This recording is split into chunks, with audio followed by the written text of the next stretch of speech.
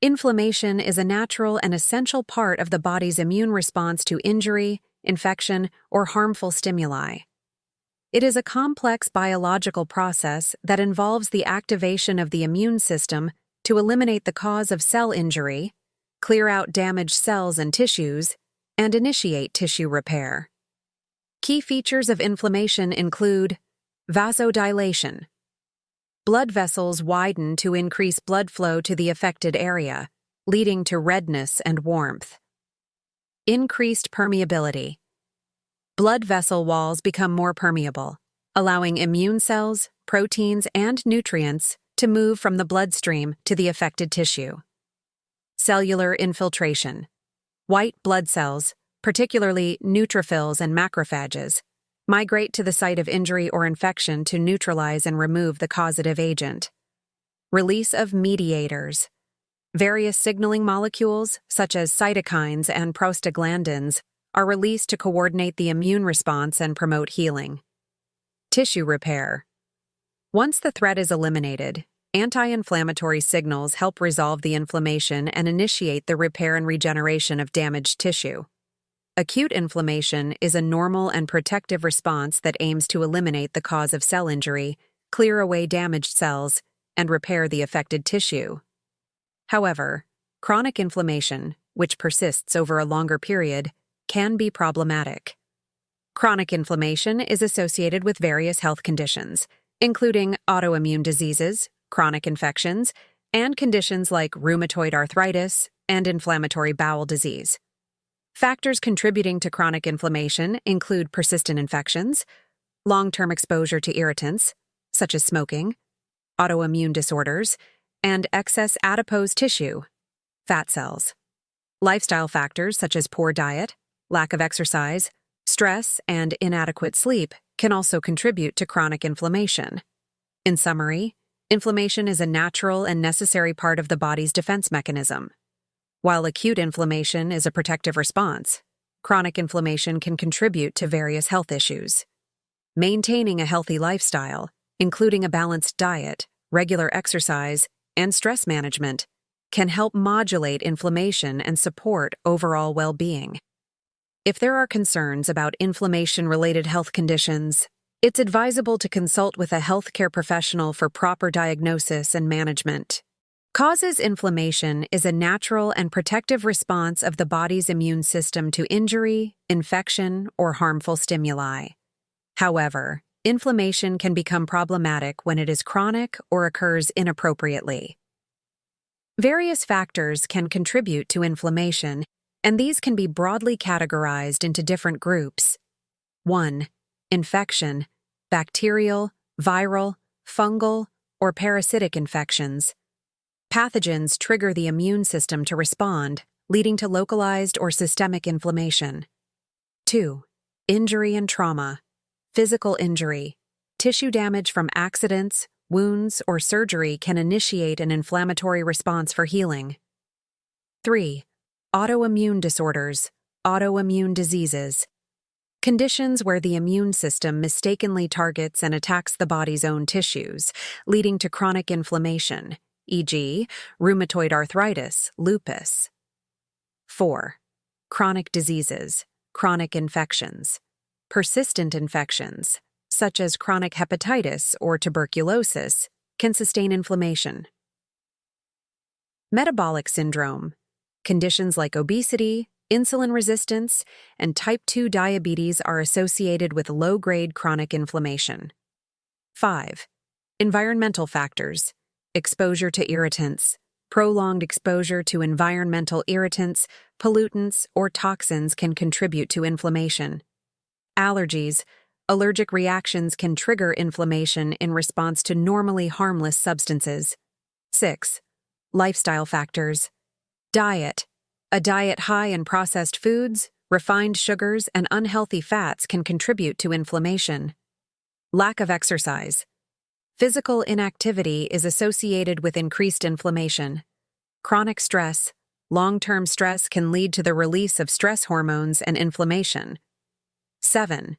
Genetics, genetic predisposition.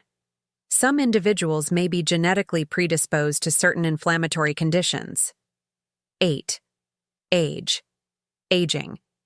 Inflammation tends to increase with age, and chronic low-grade inflammation is associated with age-related diseases. 9. Hormonal factors. Hormonal imbalances, changes in hormone levels, particularly in women, can contribute to inflammatory conditions. It's important to note that acute inflammation is a protective and necessary response, but chronic inflammation can contribute to various health issues, including cardiovascular diseases, autoimmune disorders, and neurodegenerative conditions. Lifestyle modifications, including a healthy diet, regular exercise, stress management, and avoiding smoking and excessive alcohol consumption, can help modulate inflammation and support overall well-being. If someone suspects chronic inflammation or is experiencing symptoms, consulting with a healthcare professional is advisable for proper diagnosis and management. Diagnosis. The diagnosis of inflammation involves a combination of medical history, physical examination, and, in some cases, laboratory tests or imaging studies. Here are common methods used by healthcare professionals to diagnose inflammation. 1. Medical history, symptom assessment. Inflammation can manifest with symptoms such as pain, swelling, redness, and warmth. The location and duration of symptoms are essential for diagnosis. Medical conditions. Information about existing medical conditions, autoimmune diseases, allergies, and recent infections helps provide context. 2. Physical examination. Clinical signs. A healthcare provider examines the affected area to assess signs of inflammation, such as swelling, redness, and tenderness. Joint mobility. For conditions like arthritis, joint mobility and function are evaluated. Skin changes. Skin conditions may exhibit specific features indicative of inflammation. 3. Laboratory tests. Complete blood count, CBC. Elevated white blood cell count can indicate inflammation or infection. C-reactive protein, CRP. Elevated CRP levels are a marker of inflammation. Erythrocyte, sedimentation rate, ESR. Increased ESR is a nonspecific marker of inflammation.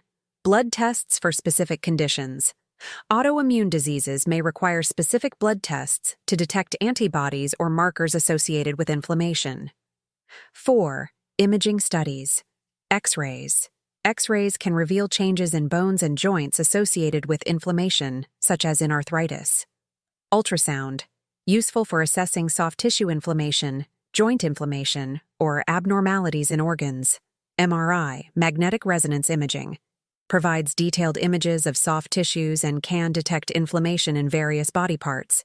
CT, computed tomography, useful for evaluating inflammation in organs or areas with bony structures.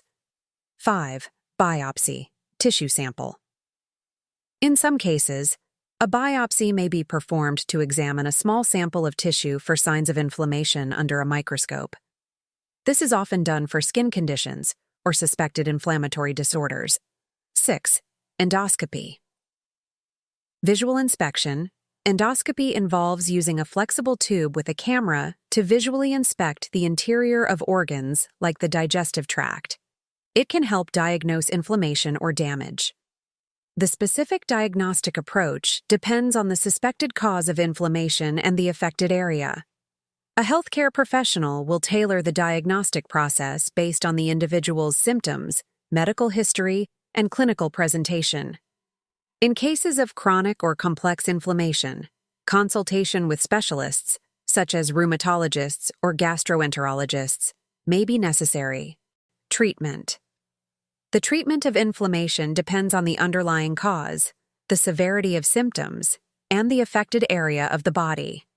Here are common approaches to managing inflammation. 1. Anti-inflammatory medications, non-steroidal anti-inflammatory drugs, NSAIDs. Over-the-counter NSAIDs, such as ibuprofen or naproxen, can help reduce pain and inflammation. Corticosteroids. Prescription. Corticosteroids, like prednisone, are potent anti-inflammatory medications used for various conditions, They may be oral, topical, or injected. 2. Disease-modifying antirheumatic drugs, DMARDs, for autoimmune disorders. DMARDs, such as methotrexate or sulfasalazine, are prescribed to modify the immune response and control inflammation in autoimmune diseases like rheumatoid arthritis. 3. Biologics, targeted therapies, biologic medications, like TNF-alpha inhibitors or interleukin inhibitors, target specific molecules involved in inflammation. They are often used for autoimmune disorders. 4. Pain management. Analgesics, pain relievers, such as acetaminophen, can help manage pain associated with inflammation. 5. Rest and immobilization, reducing strain. Resting and avoiding activities that aggravate the inflamed area can aid in recovery, especially for musculoskeletal conditions. 6. Physical therapy, exercise and rehabilitation. Physical therapy helps improve mobility, strength, and flexibility. It is often beneficial for conditions involving joints or muscles.